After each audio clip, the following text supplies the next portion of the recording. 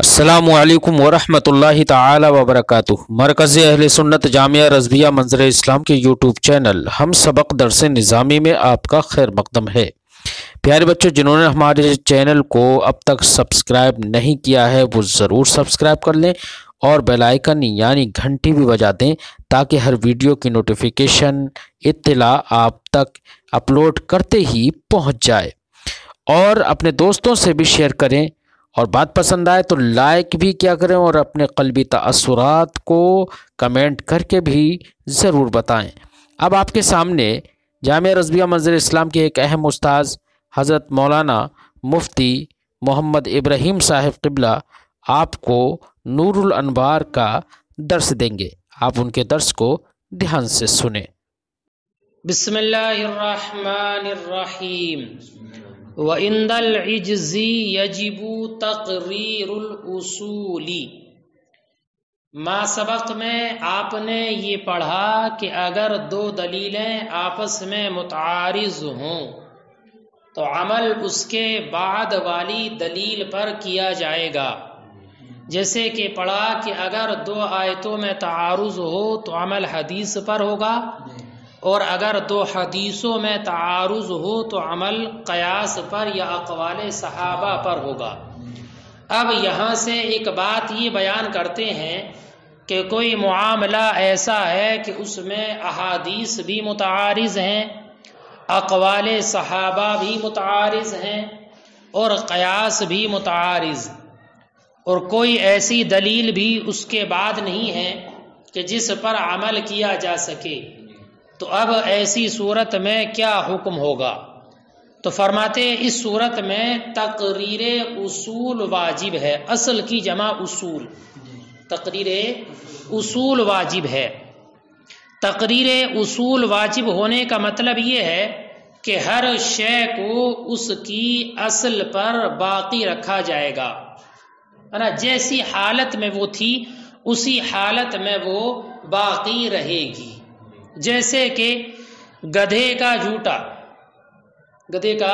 जूता पाक है या नापाक, इसके बारे में दलाइल मुतारिज़ हैं, दलाइल आपस में मुतारिज़, अहादीस भी मुतारिज़, अक़वाले सहाबा भी।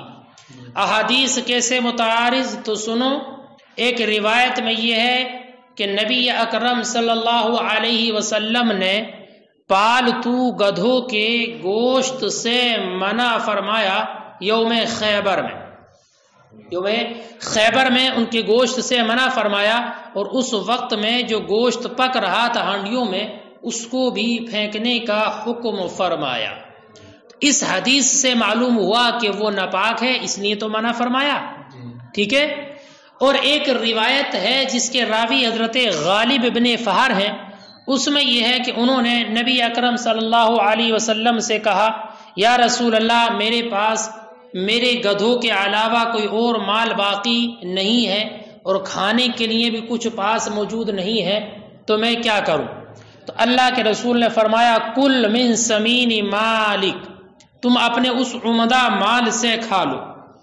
अब गधे के अलावा कोई और चीज थी नहीं और अल्लाह के रसूल ने खाने का हुक्म फरमाया, तो इस हदीस में उसके गोश्त को मुबाह करार दिया, ठीक है। अब बेटा, एक हदीस में मुमानअत है और एक में इबाहत है। अब चूंकि गोश्त का जो हुक्म होता है झूठे का हुक्म भी वही होता है, चूंकि इससे लुआब से मुतालिक होता है और लुआब पैदा होता है गोश्त से पढ़ता आपने, ठीक है। लिहाजा अब तारुज़ हो गया इसके गोश्त के बारे में, तारुज़ हुआ गोश्त के बारे में कि एक हदीस में इल्लत है, एक में क्या हुर्मत है। तो अब गोश्त की तारुज़ की बुनियाद पर इश्तिबा पैदा हो जाएगा उसके जूटे में भी, क्योंकि ये लुआब से मुताल्लिक होता है, लुआब गोश्त से पैदा होता है, ठीक है। बात समझ गई? तो दो हदीसें मुतारिज़, समझ गए? सुनो, ऐसे ही हजरत जाबिर रज़ी अल्लाह तआला अन्हु से पूछा गया, अना तवज़्ज़उ बिमालिन हुवा फुज़ालतुल हुमुर, क्या हम उस पानी से वुज़ू कर लें जो गधों का बचा हुआ पानी है? यानी बर्तन में पानी था, उससे गधे ने पानी पी लिया, अब जो पानी बच गया क्या उससे वुज़ू कर लें? तो हजरत जाबिर ने फरमाया, नाम, हाँ, हाँ उससे वुजू कर लो। اس سے معلوم ہوا کہ اس کا جھوٹا پاک ہے، اس سے وضو کرنے میں کوئی حرج نہیں ہے. تو قول صحابی ہے، یہ حضرت جابر کا قول ہے. اور حضرت انس سے یہ روایت کیا گیا ہے کہ انہوں نے پالتو گدھوں سے منع فرمایا اور کہا انہا رجس، کہ یہ ناپاک ہے. انہا رجس کہنا یہ اس بات کی دلیل ہے کہ اس کا جھوٹا ناپاک ہے. تو دیکھو دو صحابی آپس میں متعارض، دو حدیثیں متعارض. اب کیا بچا؟ قیاس. بس میں کہ نہیں فرماتے قیاس بھی متعارض. قیاس کیسے متعارض؟ کہ متعدد قیاس ہیں اور ہر ایک قیاس میں حکم الگ لگے گا. کیا؟ سنو، گدھے کا پسینہ جو ہوتا ہے نا، پسینہ وہ پاک ہے. سمجھتے ہو؟ جیسے اس پر سواری کی، اب جانور کی پیٹھ پر انسان بیٹھا ہے، جانور دوڑتا ہے، بھاگتا ہے، تو پسینہ آتا ہے کہ نہیں؟ اب اگر وہ پسینہ کپڑے پر لگ گیا سوار کے تو کپڑا ناپاک نہیں ہوگا. ارے بات سمجھ آ رہی ہے نہیں؟ تو اب قیاس یہ ہے کہ جیسے پسینہ پاک، ایسی اسی پر قیاس کرتے ہوئے کہا جائے کہ جھوٹا بھی پاک ہوگا. فرماتے یہ قیاس درست نہیں ہے کہ اس کے جھوٹے کو عرق یعنی پسینے سے لاحق کر دیا جائے. اس سے لاحق کیا جائے گا تو جیسے پسینہ پاک ہوگا ویسے جھوٹا بھی پاک ہوگا. فرماتے یہ قیاس درست نہیں ہے، اس لیے کہ پسینے میں ضرورت زیادہ ہے اور جھوٹے میں ضرورت کم ہے. پسینے میں تو ضرورت زیادہ اس بنیاد پر ہے کہ انسان سواری کرے گا، اس پر بیٹھے گا تو اس سے بچنا متعذر اور دشوار ہے، لیکن جھوٹے سے بچنا اتنا متعذر اور دشوار نہیں ہے. بس میں آگے نہیں، تو پسینے سے لائق نہیں کیا جا سکتا اس کو. ایک قیاس یہ کہ چلو پسینے سے لائق نہیں کر رہے تو اس کے دودھ سے لائق کر دیں. گدھے کا دودھ، گدھی کا دودھ ٹھیک ہے، گدھی کا دودھ ناپاک ہے بیٹا، دودھ ناپاک. اب دودھ پر قیاس کرتے ہوئے کہا جائے جیسے دودھ ناپاک ویسی اس کا لعاب بھی ناپاک، یہ قیاس کیا جائے. فرماتے اس کو اس کے دودھ سے قیاس کرنا یہ بھی درست نہیں. قیاس کیسا ہوگا کہ جیسے دودھ گوشت سے نکلتا ہے، پیدا ہوتا ہے، ایسی لعاب بھی تو گوشت سے پیدا ہوتا ہے. فرماتے یہ بھی درست نہیں ہے، اس لیے کہ اس میں ضرورت نہیں ہے. کس میں؟ دودھ میں ضرورت نہیں ہے، پانی میں ضرورت ہے. کہ دودھ کو کوئی نہیں پیتا لیکن پانی جھوٹا وغیرہ ہے اس میں حاجت ہوتی ہے. بس میں کہ نہیں. ایسے یہ کیا جائے کہ قیاس یہ ہے کہ چلو اس کے جھوٹے کو کتے کے جھوٹے سے لائق کیا جائے.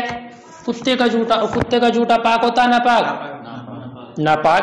تو جب کتے کے جھوٹے سے لاحق کیا جائے تو اس کا جھوٹا بھی ناپاک ہوگا. ماتے یہ بھی درست نہیں ہے، اس لیے کہ ضرورت جو ہے وہ گدھوں کے جھوٹے میں ہے، کتے کے جھوٹے میں کوئی ضرورت نہیں ہوتی ہے، گدھوں کے جھوٹے میں ضرورت ہے. ایک قیاس یہ ہے کہ اس کو لاحق کیا جائے بلی کے جھوٹے سے. اور بلی کا جھوٹا کیسا ہوتا ہے؟ مکرو. تو جیسے مکرو لیکن پاک تو ہوتا ہے، تو جیسے بلی کا جھوٹا پاک اس کا جھوٹا بھی پاک. فرماتے یہ بھی درست نہیں ہے، اس لیے کہ بلی میں جو ضرورت موجود ہوتی ہے وہ اس ضرورت سے زیادہ ہوتی ہے جو گدھوں میں ہوتی ہے. کہ گدھے کو تو کھوٹے سے باندھا بھی جا سکتا ہے نا کسی ایک جگہ پر، لیکن بلی کو تو باندھا بھی نہیں جاتا، وہ تو جہاں چاہے آتی جاتی ہے نا. مارنا بھاگی، فوراً بھاگی، پتہ چلا دودھ پی رہی تھی، پی کر بھاگ گئی ہے نا. انہا من الطوافین علیکم الطوافات، وہ تو طواف کرنے والے میں سے جہاں چاہے ذرا سی جگہ ملی اور آگے دیوار کود کے. اس میں ضرورت زیادہ ہے، گدھے میں اتنی ضرورت نہیں ہے. کچھ بات سمجھ میں آ رہی ہے؟ فرماتے تمام دلائل متعارض، دو احادیث بھی متعارض، اقوال صحابہ بھی متعارض، قیاس بھی متعارض. بس میں کہ نہیں. اور ترجیح کا دروازہ بھی بند کہ کسی ایک کو ایک پر ترجیح بھی نہیں دی جا سکتی.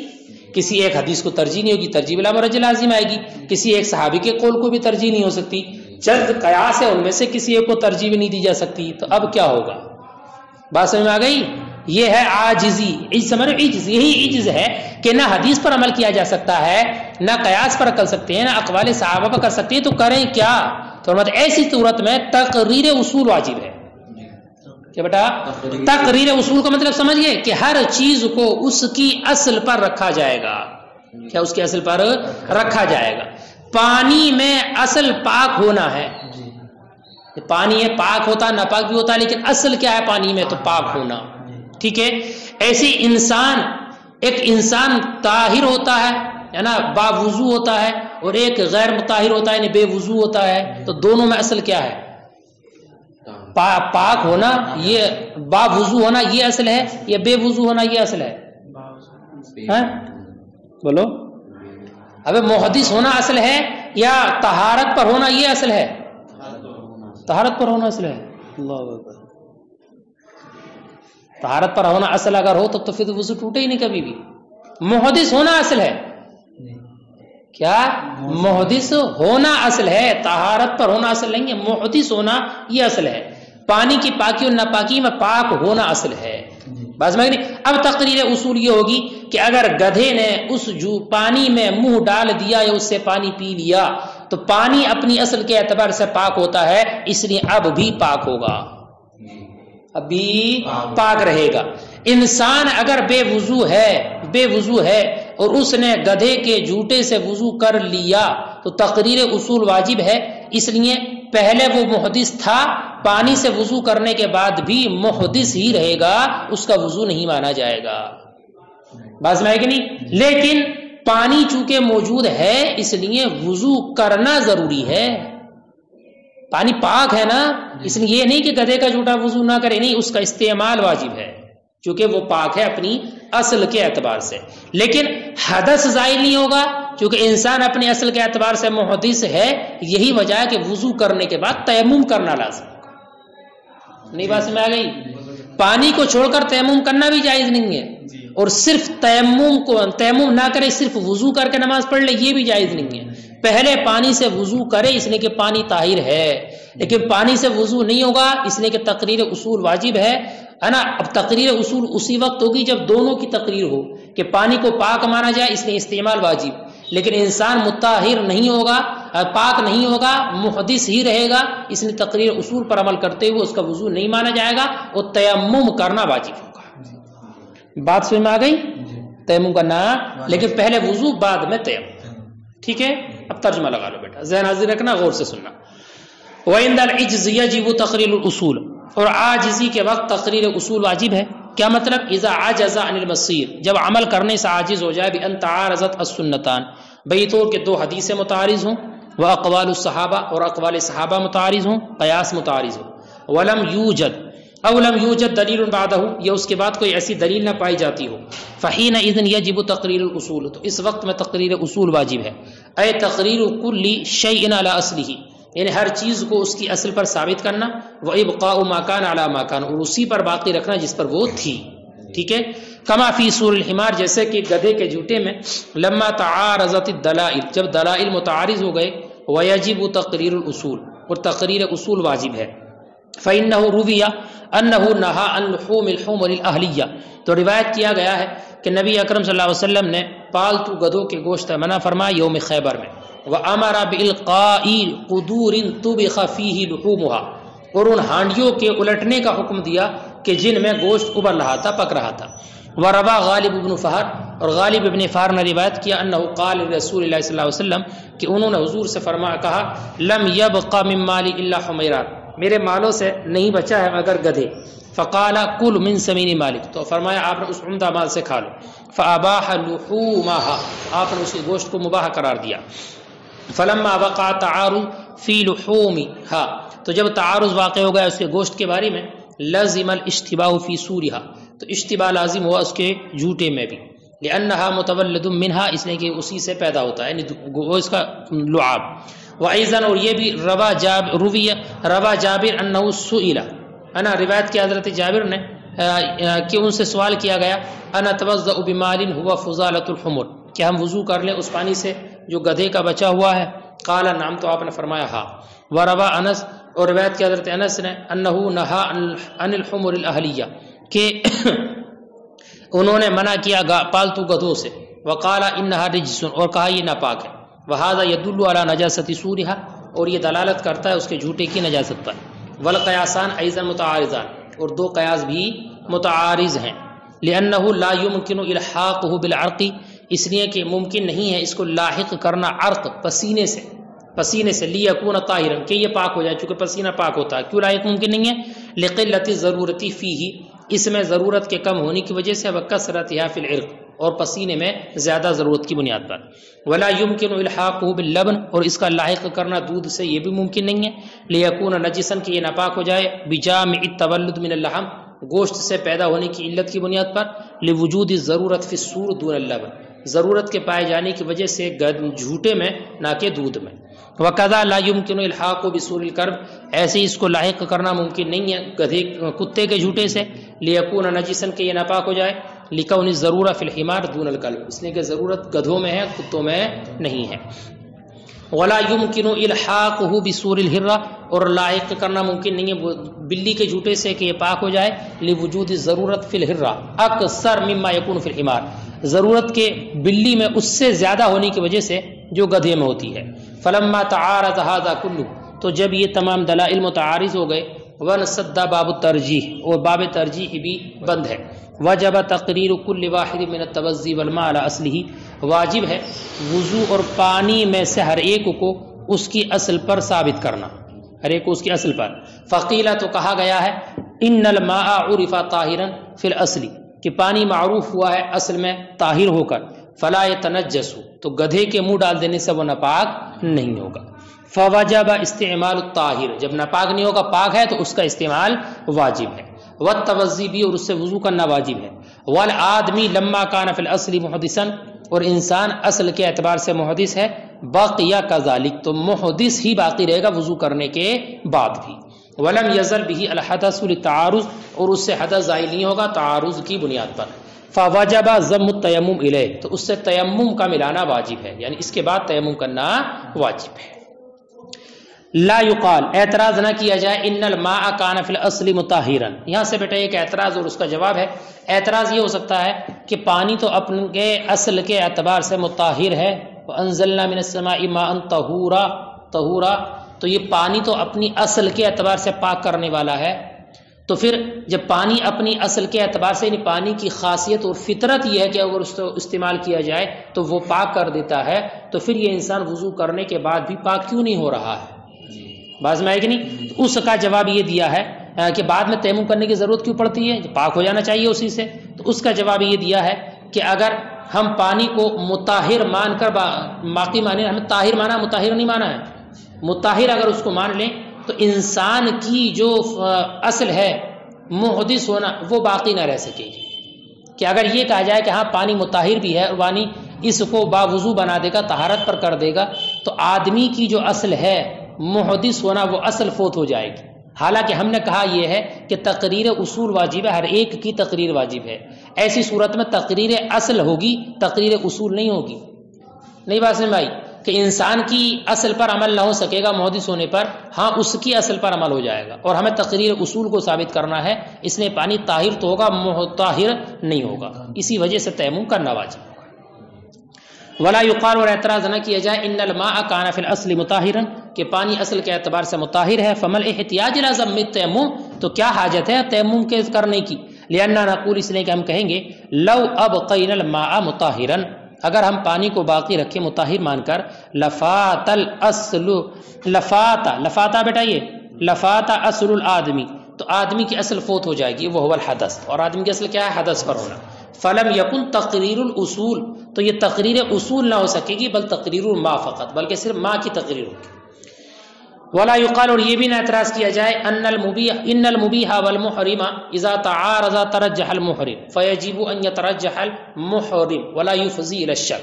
ایک اعتراض اور یہ ہے کہ قاعدہ یہ ہے کہ جب مبیح اور محرم دو دلیلیں جمع ہو جائیں، یعنی ایک دلیل ایسی ہو جس میں اباحت کا حکم ہے اور ایک دلیل ایسی ہے جس میں حرمت کا ذکر ہے، دونوں دلیلیں جمع ہو جائیں تو قاعدہ یہ ہے کہ محرم کو ترجیح حاصل ہوتی ہے، جو دلیل محرم ہوتی ہے حرمت والی اس کو ترجیح حاصل ہوتی ہے۔ تو یہاں بھی ایسے ہی ہونا چاہیے، حالانکہ انہوں نے پڑھا ہوگا اپنے فقہ کی کتابوں میں کہ گدھے کے جھوٹے کو مشکوک کہا ہے، پاک ناپاک نہیں کہا، مشکوک کہا ہے، تو پھر مشکوک کیوں کہا ہے؟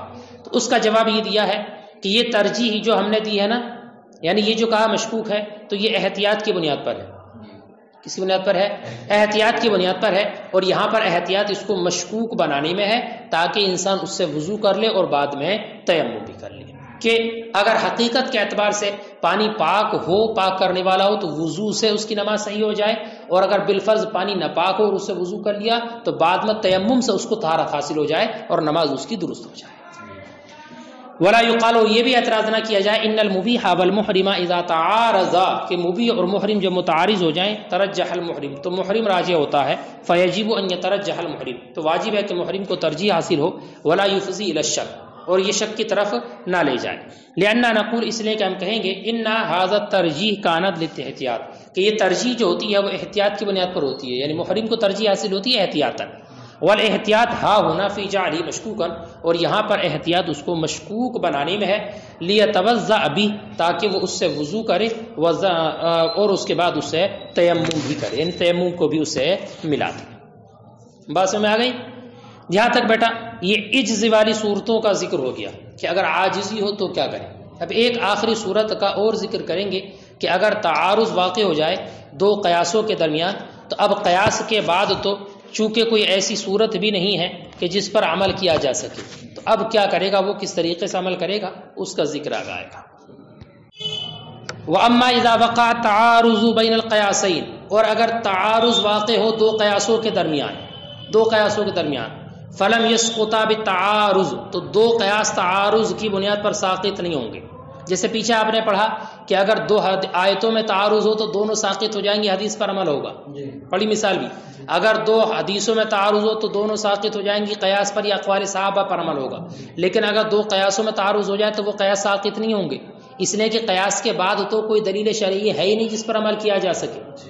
چاری تو ادلہ شرعیہ کتاب اللہ، سنت، اجماع اور قیاس، اور قیاس سے بعد تو کوئی پانچویں دلیل شرعی ہے ہی نہیں کہ اس پر عمل کیا جا سکے، تو اب یہ ساقط نہیں ہوں گے۔ ہاں ایک دلیل ہوتی ہے استصحاب حال۔ کیا استصحاب حال؟ استصحاب حال کا مطلب یہی ہے جو پیچھے آپ نے ابھی پڑھا کہ جیسی وہ شے تھی اس کو ویسی باقی رکھا جائے۔ اصول شاشی میں بھی آئی ہے یہ تمسک باستصحاب الحال، آخر میں بالکل ہے نا، کہ جیسا وہ تھا اس کو ویسی باقی رکھا جائے۔ جیسے کہ ابھی پڑھا آپ نے، پانی اصل میں پاک تھا تو پاک ہی رہے، انسان اصل میں محدث تھا تو محدث ہی مانا جائے، یہ استصحاب حال۔ لیکن یہ ہمارے نزدیک ہر جگہ حجت نہیں بنتی ہے، اسی جگہ پر حجت بنتی جہاں پر اس کی ضرورت ہو اور اس کے علاوہ کوئی صورت اور نہ نکلتی ہو، جیسے کہ یہاں پر ہوا کہ تمام ادلہ متعارض تھے، اس لیے حال کا اعتبار کرتے ہوئے ہم نے یہ کہا کہ پانی پاک ہوگا اور انسان طاہر نہیں ہوگا، پاک نہیں ہوگا، بلکہ محدث ہی باقی رہے گا، ٹھیک ہے۔ بلکہ اب ایسی صورت میں حکم یہ ہے کہ جب دو قیاسوں میں تعارض ہے تو مجتہد ان دونوں قیاسوں میں سے غور و فکر کرے اور جس قیاس کے صحیح ہونے پر دل جمے اسی پر عمل کر لے، ٹھیک ہے۔ لیکن قیاس کرے تو غور و فکر کے بعد، تحری کے بعد۔ امام شافعی کہتے ہیں نہیں، تحری کرنے کی کوئی حاجت نہیں ہے، دو جب قیاس ہیں تو دونوں میں سے جس پر چاہے وہ عمل کر سکتا ہے، ٹھیک ہے۔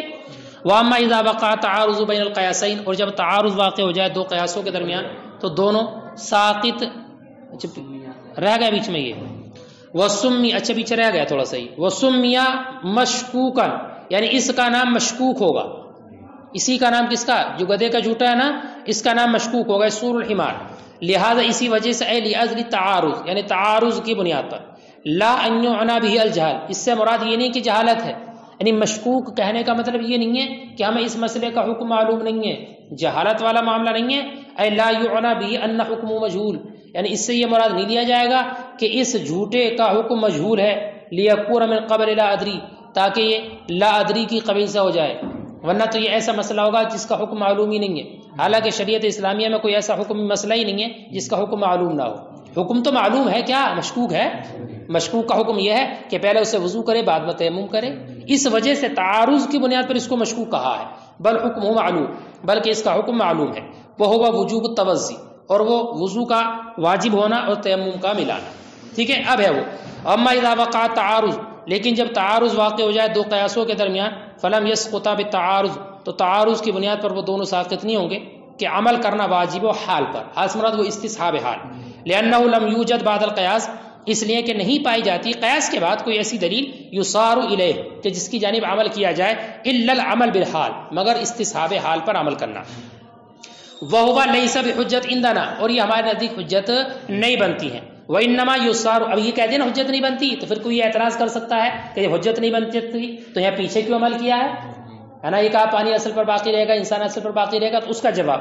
وَإِنَّمَا يُصَارُ إِلَيْهِ فِي سُورِ الْحِمَارِ لِلضَّرُورَةِ، اور سورہ حمار میں اس پر عمل کیا گیا ضرورت کی بنیاد پر، اس کے علاوہ کوئی چارہ ہی نہیں تھا، بل یعمل المجتہد بأیہما شاء بشہادت قلبہ، بلکہ مجتہد عمل کرے گا دونوں میں سے جس پر چاہے اپنے قلب کی شہادت کے ذریعے، کیا مطلب، یعنی یتحرى قلبہ، یعنی وہ اپنے دل سے تحری کرے دو قیاسوں میں سے کسی ایک پر، الذی اطمأن الیہ، جس پر وہ مطمئن ہو جائے، بنور الفراست، اس سمجھداری کی روشنی سے، التی اعطاها اللہ لکل مومن، جو سمجھداری اور نور اللہ نے ہر ایک مومن کو عطا کیا ہے، وعند الشافعی، اور امام شافعی کے نزدیک لا تشترط شہادت القلب، شرط نہیں لگائی جاتی قلب کی شہادت کی. ولہذا کان له فی کل مسئلۃ قولان، یہی وجہ ہے کہ ان کے ہر ایک مسئلے میں 2 قول یا اکثر قول ملتے ہیں، کہ وہ 2 قیاسوں میں تحری کی شرط نہیں کرتے ہیں، بلکہ یہ کہتے ہیں جس پر چاہے عمل کر لیں. تو یہی وجہ ہے کہ امام شافعی کی اکثر جگہ پر 2 قول ہے، کسی جگہ پر 3 قول ہیں، کئی قول ہو جاتے ہیں.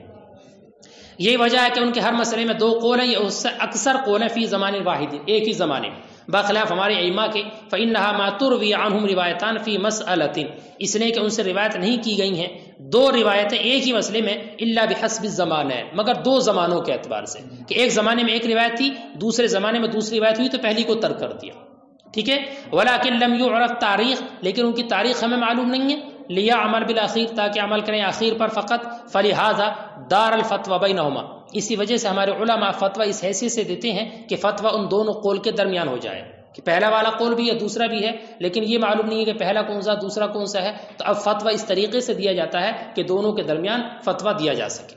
فلہذا فتوی دار الفتوی بینہما، تو اسی وجہ سے فتویٰ دائر ہوتا ان دونوں قول کے درمیان. ھکذا قیل، ایسا ہی کہا گیا. یہاں تک بیٹا معارضہ حقیقیہ کا بیان مکمل ہوا. تعارض ہے نا، تو تعارض کی 2 قسمیں ہیں، معارضہ حقیقیہ اور صوریہ. تو تعارض جو حقیقی ہو اس کا حکم یہاں تک مکمل ہوا، اور تعارض حقیقی اگر ہو تو اس کا حکم ہے ساقط ہونا. ساقط ہونا جس پڑھا نا آپ نے کہ 2 آیتوں میں تعارض ہو تو دونوں ساقط، 2 حدیثوں میں تعارض ہو تو دونوں ساقط. اب آگے معارضہ سوریہ کا حکم بیان کریں گے، اور اس کا حکم ترجیح دینا یا توفیق دینا، یعنی جب 2 متعارض ہیں تو یا تو کسی ایک کو ترجیح ہوگی یا دونوں میں تطبیق دی جائے گی. ٹھیک ہے.